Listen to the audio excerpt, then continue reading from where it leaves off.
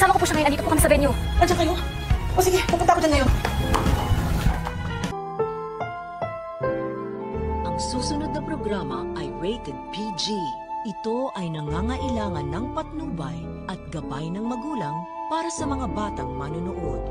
Ikaw ang bawat sana sa lahat ng hiling sa hirap. Pwede naman na mag-stay ka muna para kasayin natin yung mga bata. Sige na, para kay Lolo.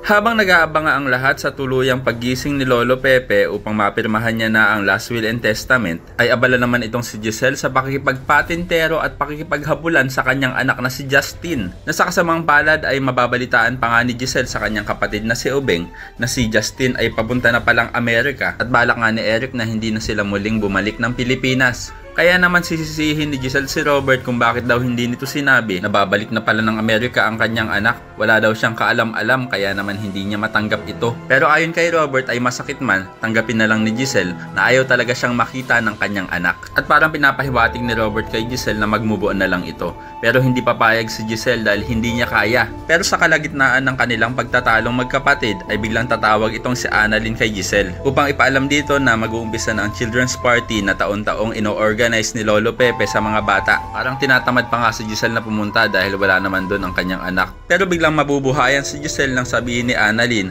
na nandoon ang kanyang anak na si Justin at pagmamadaliin na ni Annalyn ang kanyang tita dahil baka bigla na lang umalis itong si Justin. Kaya naman aabangan natin na malaman kung magiging matagumpay ba ang pakay ni Annalyn na pagharapin ang kanyang tita at ang kanyang pinsan. At malalaman din natin kung anong magiging sagot ni Doc Lyndon kay Luke kung bakit ayaw nitong pabalikin si Annalyn sa Apex. Kaya naman ko isa ka rin sa mga umaasang sana magkasundo na ang mag-inang Giselle at Justin ay pakilike ang video na ito and don't forget to subscribe para naman mas lumakas ang puwersa laban kila Moira at Zoe. Thanks for watching and see you next time. Bye bye!